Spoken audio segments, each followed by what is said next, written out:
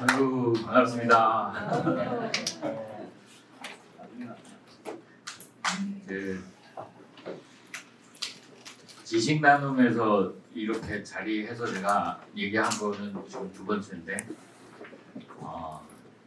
굉장히 다르죠. 네. 처음에 제가 그 디지털 트랜스포메이션 어쩌고 SAP 회사에서 했었던 겁니다. 맞아요. 네. 지금은 같은 디지털 트랜스포메이션 주제로 이제 현장에 왔습니다.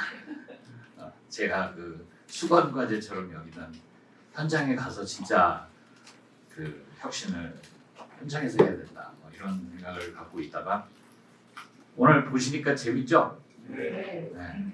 그 현장에 가셔야 돼요. 근데 특히 저희 쪽 일은 관심들이 없다가 큰 사고가 나야 이제 관심 두시는 일이잖아요.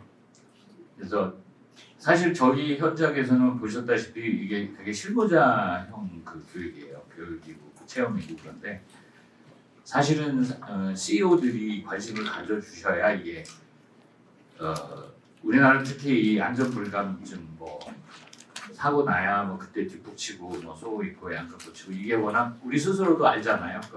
특히 그런들 그러니까 사전에 굉장히 뭐 여기 글로벌 기업에 다 CEO들이시니까 유럽이나 이런 데서 얼마나 그걸 잘 하는지 잘 아시잖아요. 우리는 그런 변화를 해야 되는 국가이기도 하죠. 오늘 저희 회사를 그 뭐 소개드리는 그 내용도 있지만 저는 그 제목에서 일부러 이 디지털 트랜스포메이션을 제가 여기 와서 하라고 지금 채용이 된 건데 원래 하던 일 잘 하던 회사에서 저 같은 사람이 와서 디지털 트랜스포메이션을 하겠다고 하면 게다가 그 회사의 업이 디지털 트랜스포메이션하고는 굉장히 거리가 먼 아날로그적인 일을 하고 있는 회사에서 그걸 하겠다고 그러면 굉장히 저는 물하고 기름이 되기 쉽잖아요. 근데 제가 와서 그 섞이고 같이 부딪히고 그 같은 배 타고 같이 공감하고 그런데도 진짜 디지털 트랜스포메이션 해야겠네 라고 임직원이 다 같이 임직원뿐 아니라 이제 고객이나 협력사들이 다 같이 느끼어서 공감하고 해야 이게 결동발동한 일이거든요. 그래서 테마를 디지털 트랜스포메이션으로 잡았지만 그게 워낙 그 관심과 퀘스천 마크를 많이 달고 다니는 그 테마이라서 그렇게 이 모객을 위해서 하긴 했지만 사실 그 테마하고 동의어는 회사로서는 생존 전략이죠. 생존과 성장. 아시다시피 디지털 트랜스포메이션에 대해서 잘 못하거나 안 한 회사들은 그 플랫폼 회사들에 의해서 또 디지털 트랜스포메이션이 앞서가는 회사들에 의해서 아주 디스럽티브하게 당하는 입장에서 망하거나 뭐 찌그러지거나 그런 걸 너무나 많이 보셨으니까 야 디지털 트랜스포메이션 해야 될 텐데 어떻게 해야 되지? 이런 질문이 동의어로 다시 얘기하면 우리 생존 성장을 해야 되는데 큰일 났다. 이 스타트업 중에 챌린지도 들어오고 우리 경쟁사가 먼저 하면 우리 어떡하지? 뭐 이런 걱정도 하셔야 되는 대부분의 기업들 입장에서 동병상련이 있는 거죠.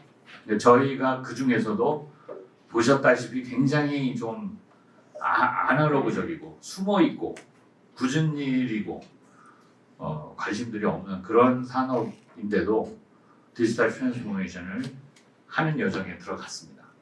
그래서 그거를 좀 쉐어하고 그러면 동병상련이 더 많지 않을까 이런 생각에서 오늘 그 얘기를 좀 드려볼까 합니다.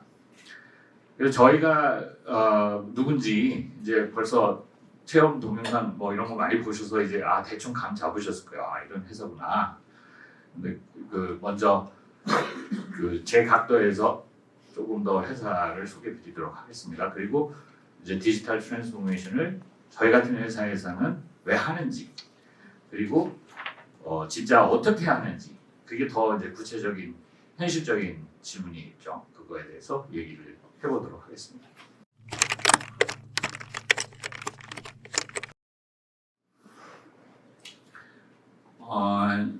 뭐 앞서 많이 보셨지만 이 FM 산업은 어쨌든 화재나 이런 사고나 이런 걸 방지하기 위한 방어적인 그런 동기에서 많이 발전한 건 사실입니다. 또 그런 면에서는 한국이 좀 그 뒷북치는 컬처 때문에 좀 뒤쳐져 있긴 더하죠. 그 화재가 날 때마다 이거를 왜 이게 인사인데 왜 그 막지 못했는가 우리가 반성하고 고민하는 거 그때마다 또 잊어버리고 오른쪽 위에 사진은 이거 누구 같아요? 저도 깜짝 놀랐어요.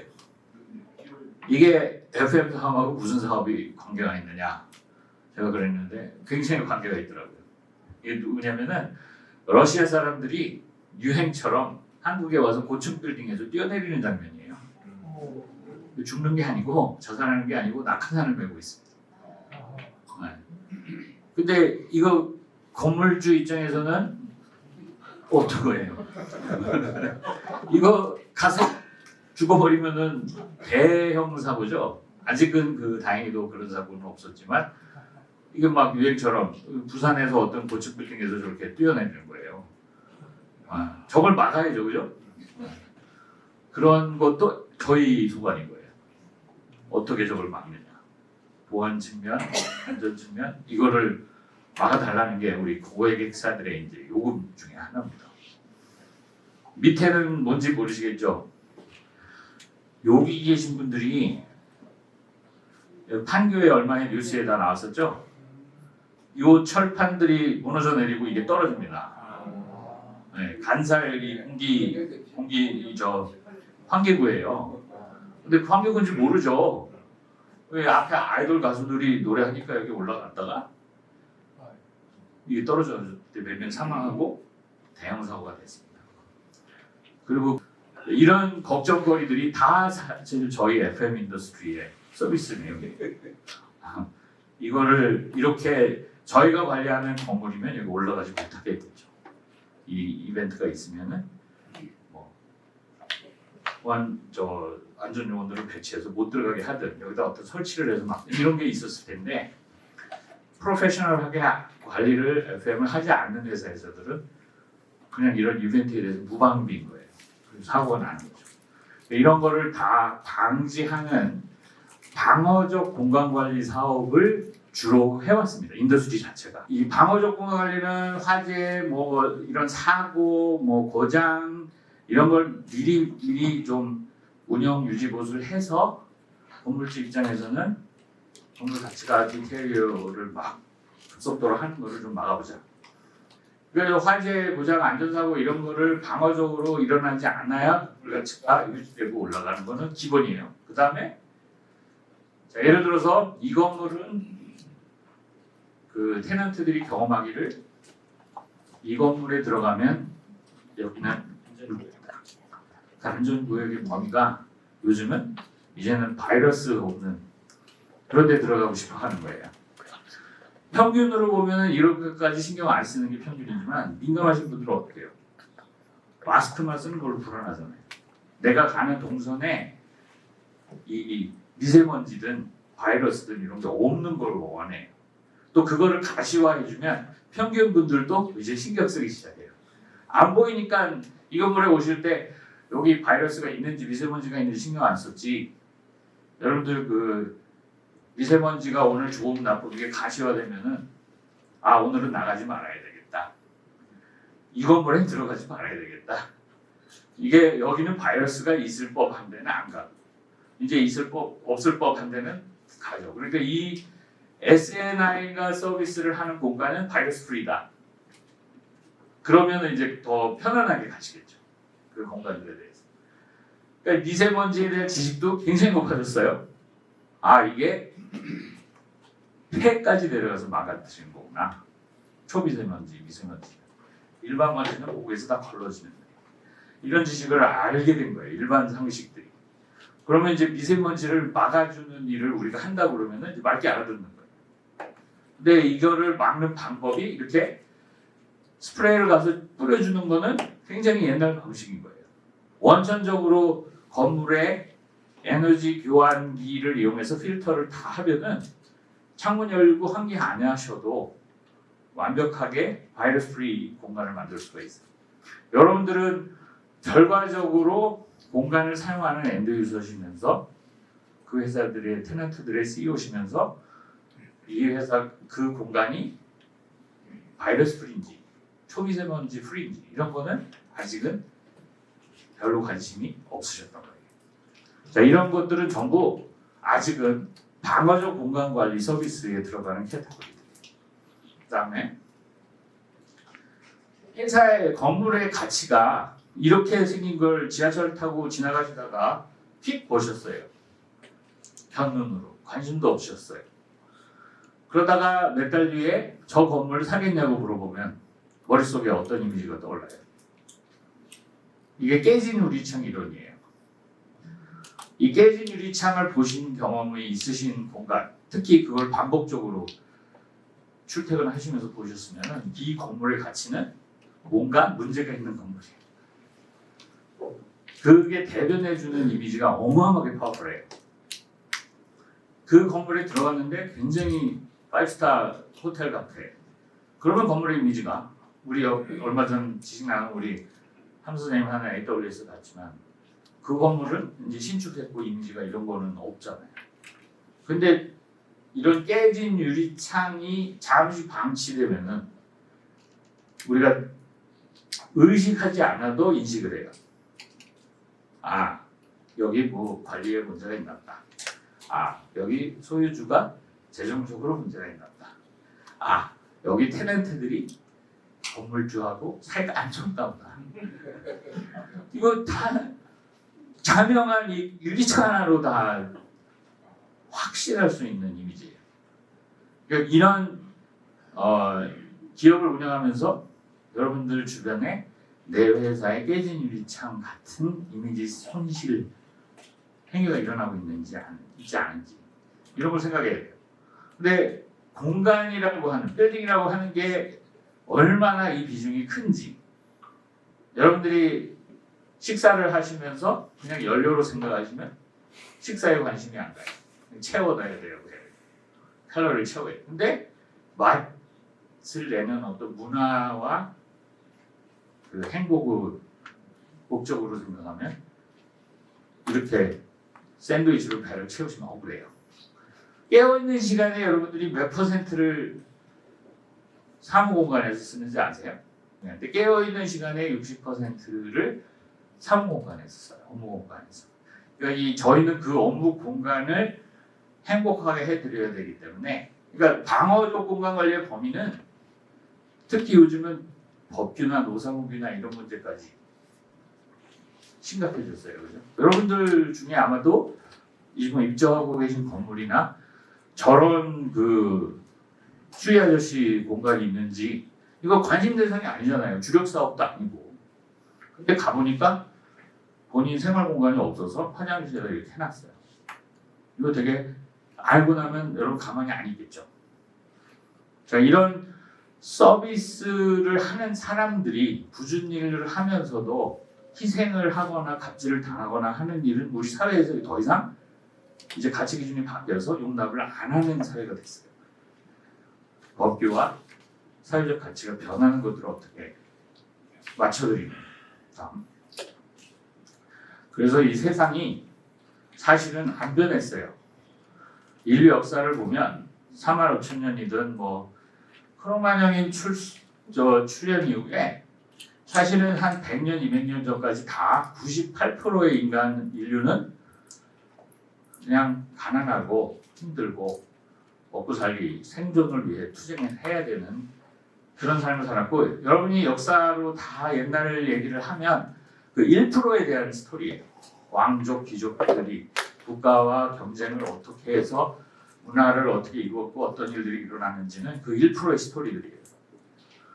산업혁명이 일어난 한 100년, 200년 전에서야 보편적 인류가 숫자로 얘기하면은 메조리티가 대부분의 평균 사람들이 마리 앙뚜아네트가 1%의 인간의 얘기였지만 산업혁명 이후에 어떻게 됐어요? 지금 중고생 여자들이 누리고 있는 물질적 풍요는 마리 앙뚜아네트가 1%가 누리던 거를 98%가 누리고 있는 거예요. 그러니까 98%, 99%가 누리게 만든 사건은 르네상스나 민주화나 산업혁명이에요.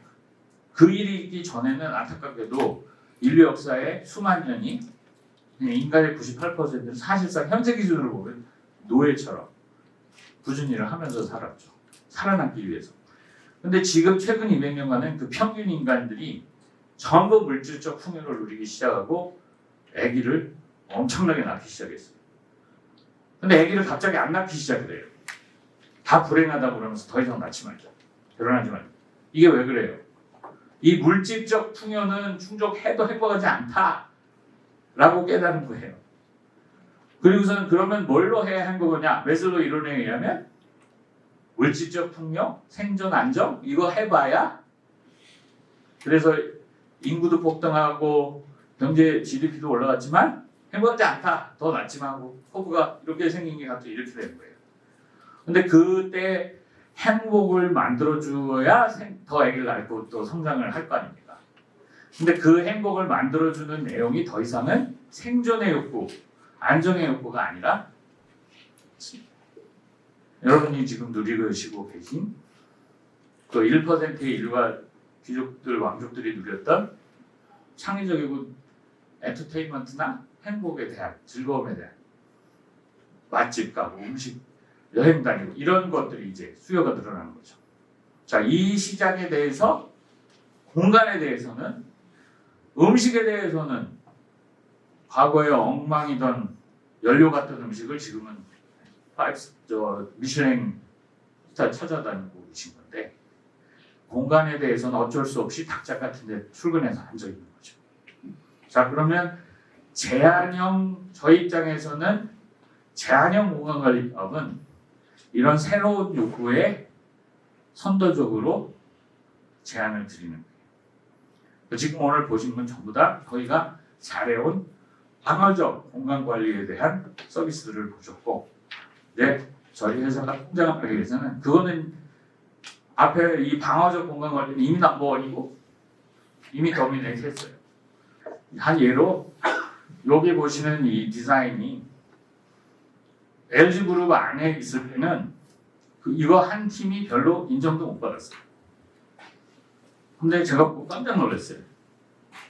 지어진 고층 빌딩에 파크원 아시죠? 여의도에서 제일 높은 이제 빌딩이 됐죠. 저 잠실에 있는 롯데 건물 때문에 1등은 아닌데 높이로는. 근데 이 건물에 이런 디자인을 했던 거예요. 누가? 우리 직원들이 공간 관리하면서 디자인 출신이 있어가지고 야 이렇게 좀 하면 직원들이 행복할 텐데 그래서 직원들에게 이런 공간을 해주면 얼마나 행복할까요? 이런 얘기를 한 거예요. 이런 제안을 한 거예요. 그리고 그 공간의 디자인을 보고 우리 하자. 그러니까 파크원에는 몇 층에 걸쳐서 이런 아주 아름답고 즐겁고 재미있는 공간이 만들어진 거죠. 닭장만 경험하던 대기업 직원들 입장에서는 너무 좋은 거예요. 그리고 그걸 알아본 CEO는 야 이거 확산해. 지금 LG그룹에 다 확산되고 있어요. 이거 뭐라 그러더라? 뭐라 그러지? 엔터테인먼트와 그 센트럴 파크 해서 엔트럴 파크. 자, 이 공간에 대한 욕구가 이제 세상이 바뀐 거예요. 잘 실현을 하고 창의적인 공간을 원하는 거죠. 그리고 전통적 보안에 대해서도 여기 지금 보시면은 수희 아저씨들이 이거를 다 지켜 섰었어요. 여기 앉아서 24시간 인건비가 쌀 때. 근데 앉아있다 해도 뭐 졸지 않더라도 CCTV가 여기에 지금 침입이 가능한 입구가 뭐 10여 개가 돼. 그걸 다 볼 수가 없어. 그래서 CCTV를 설치하고 거기 앉아서 그걸 보라 그래요. 그거를 성실하게 다 보고 10개의 구멍을 다 한 사람이 앉아서 CCTV 모니터 10개를 쳐다보고 관리를 안전하게 할 수 있다고 생각하시는 분 있으세요?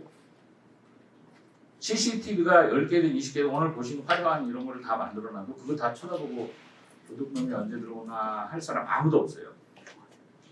물리적으로 인간이 할 수 있는 일이 아니에요. 그거를 인공지능 소프트웨어를 써서 뭐가 움직이면, 뭐가 이상한 행동을 하면, 뭐가 이쪽으로 가야 되는데 퇴근하는 사람도 일로 와야 되는데 일로 들어가면 이걸 학습을 시키는 거죠. 저게 침입이다. 근데 뭐라고 설명을 해도 잘 모르겠어. 많은 데이터를 주고 이런 건 침입이고 이런 건 침입이 아니다. 이렇게 학습을 시키면 인공지능은 이제 요즘 기술로 아 이거 침입이 일어났네 하고 그 다음에 수희 아저씨 모바일 폰으로 바로 문자가 가요.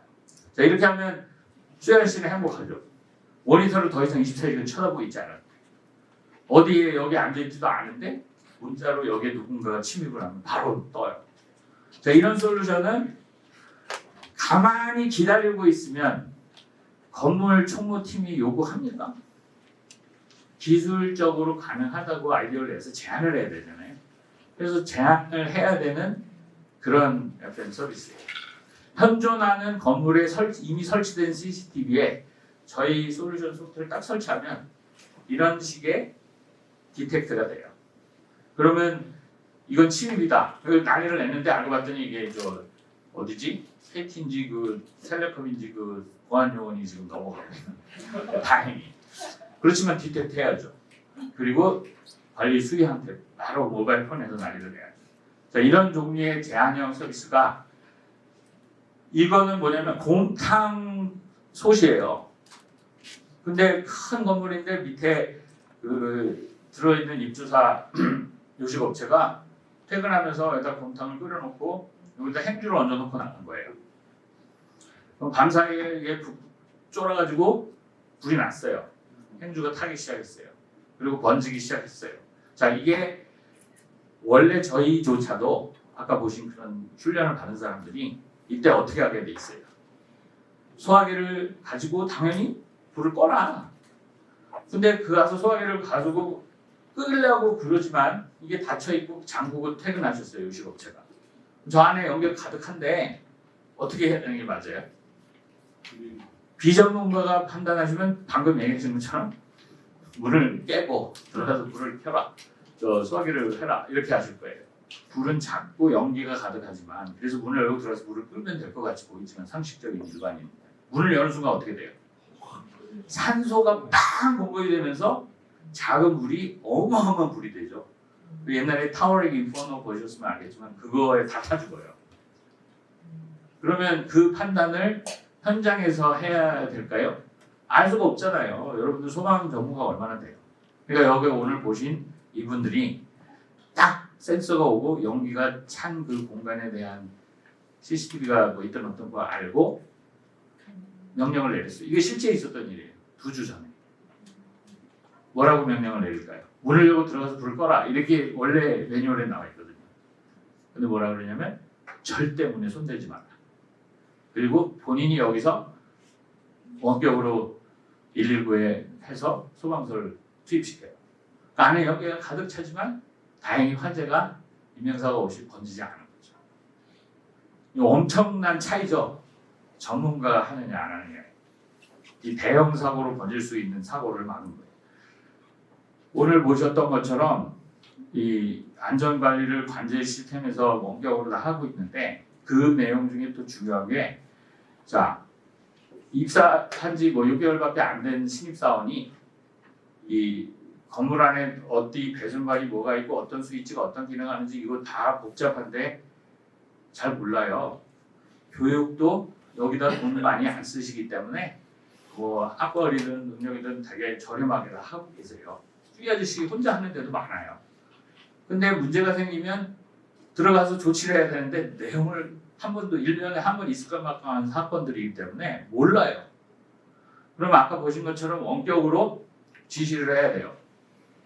사건 발생을 하든 뭐 예방 보전을 하든 훈련을 시킬 때 원격으로 본인들한테 이래라 저래라 막 지시를 해야 돼요. 근데 그때 원격으로 하는 입장에서는 전원이 예를 들어 나갔다. 화재가 나서.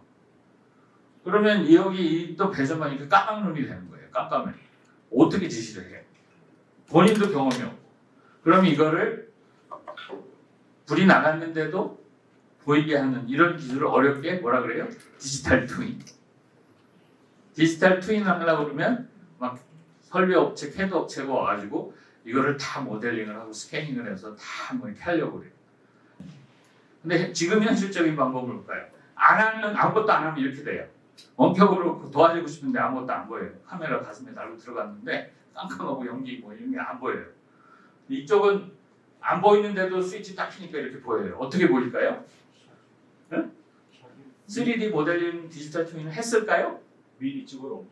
아직은 비싸서 안 해요. 미리 찍어놓은 거 가지고 그게요. 근데 그게 뭐예요? 여러분들 경험 이미 하셨어요. 시뮬레이션. 구글이나 네이버의 맵에 가시면 뭐가 있어요? 거리 뷰 있죠.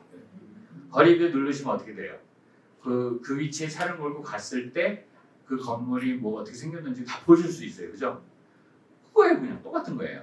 근데 이 건물은 그게 저 스트리트 맵이 아니라 건물 안에 몇 층, 몇 호실을 들어가면은 이렇게 보이는 거예요. 딱 15분만 시간을 쓰면 한 층을 다 스캐닝을 해서 저렇게 만들 수 있어요. 저희가 그걸 하고 있어요. 인간이 하기 싫은 일을 기계와 AI가 하는 거죠. 산업혁명의 주 목적이. 지금 인간이 하기 싫은 일이 이렇게 힘들고 무겁고 이런 거는 이제 사람을 증강시키면 해요. 그러니까 사람들이 기계 AI 이러면은 사람을 자꾸 대체하고 경쟁하고 그렇게 기계가 경쟁하는 걸로 얘기를 하는데 대부분의 지금 현재 문제는 오히려 증강을 어떻게 하느냐의 문제. 자, 무인자동차 사람의 운전석을 없애버린다 이렇게 먼저 생각하시죠. 그럼 빨리 가지 마세요. 사람이 어떻게 하면 보조적으로 기계 AI의 도움을 얻느냐, 훨씬 사고 안 나게 만들어주는 방법이고 이게 훨씬 당장 급한 문제예요. 특히 요즘 ESG 때문에 다 로망을 갖고 있어요. 대한민국 남성들, 저희 세대들이 다 요즘 제일 많이 보는 텔레비가 뭐죠? 나 그걸 왜 재밌는지 모르겠는데 다 그거 쳐다보고 있어요. 자연으로 돌아가고 싶은 연구에. 근데 그 로망을 공간에서도 그림이 많고 그냥 활분 정도로 생각하는 게 아니라 이제 점점 더 이런 욕구를 디맨드가 생기는 걸 저희가 볼 수가 있어요. 자, 그러면 건물 신축에서도 물론이고 리노베이션도 물론이고 유지보수 하는데도 건물의 옥상에 공원을 빨리 만들어냅니다. 저희 오프닝 중에 하나예요. 그런 아이템들이 다 이제 수요가 폭증하는 거죠. 특히 아리백 이런 것들 때문에 환경에 대한 공간의 재설계 레노베이션은 엄청난 또 수요가 일어나고 있어요. 그래서 저희 회사는 현재 매출은 한 7천, 올해 7천억 정도 하고 그 만여 명이 되는 인원들이 현장에서 여러분이 보신 이런 일들을 안전, 방어적인 것, 제한적인 것을 다 하고 있는데 중요한 거는 이 업계가 이런 걸 안 하기 때문에 이렇게 이게 뭐 숫자가 작으니까 이렇게 작아 보이지만 18배가 넘는 거잖아요. 그죠? 저희는 훨씬 안전하게 여러 가지를 방법을 동원해서 이런 통계를 결과로 내고 있는데 숫자들을 보면 뭐 이 대형 건물로는 한 150개 되지만 이 매장 건물 수로 보면 한 13,000개 됩니다. 굉장히 많은 양이 이미 현장 인원이 평균 10여 명씩, 많은 데면 5, 60명씩 다 건물에 깔려 있어요. 그 많은 인원이 사실은 저희 정규직은 1,000명밖에 안 되지만 이 인더스트리에 여러 가지를 주도할 수 있는 그런 플랫폼처럼 깔려 있는 거죠. 자, 그래서 건물은 여러분이 바뀌셔야 될 상식 중에 하나가 처음에 건물을 짓는 데 드는 돈하고 10년간 유지하는 데 드는 돈하고 어느 쪽에 돈이 더 많이 드냐. 우리나라 사람들은 건물 살 때는 돈이 짓는데 뭐 들어가지만 한 10년 지나면 땅값밖에 안 남는다 이렇게 생각하는데 그건 굉장히 잘못돼요. 모든 건물은 유지보수를 잘하면 오히려 가치가 올라가요. 근데 그 유지보수 비용을 이미 쓰고 계세요. 이쪽 비용보다 이쪽 비용이 훨씬 커요. 그러니까 그걸 잘 써서 건물 가치 올리셔야죠. 플랫폼 사업으로 치면 인더스트리마다 금융이든 유통이든 영화든 자동차든 뭐 전부 어떻게 됐습니까? 지난 10년간 엄청나게 플랫폼 플레이어가 나와서 그 인더스트리를 다 디스트럭트 해버렸어요. 토스고 카카오뱅크가 나오니까 요즘은 국민은행 하나은행도 다 해요. 플랫폼 사업. 자, 이렇게 먼저 스타트업들이 시작한 넷플릭스는 스타트업이 시작해서 유니버설 스튜디오고 이런 데 다 작살내고 플랫폼이 도미네이트 해버린 거잖아요. 유통도 마찬가지죠. 아마존이나 쿠팡이 기존 유통을 다 박살을 냈어요. 자, 그러면 기존 산업이 새로 수성을 하는 무슨 은행 같은 데가 될지, 스타트업이 다 하고 다 기존이 망할지, FM은 아직 퀘스천 마크. 우리 같은 아날로그에 뒤처진 회사들은 이게 몰라요. 임직원들이 또 고객들도 관심이 아직 없어요. 근데 플랫폼을 누가 할까요? 여러분들 상상하게 카카오가 먼저 할까요? SNI가 먼저 할까요? 제가 먼저 하자고 지금 그러는 거예요.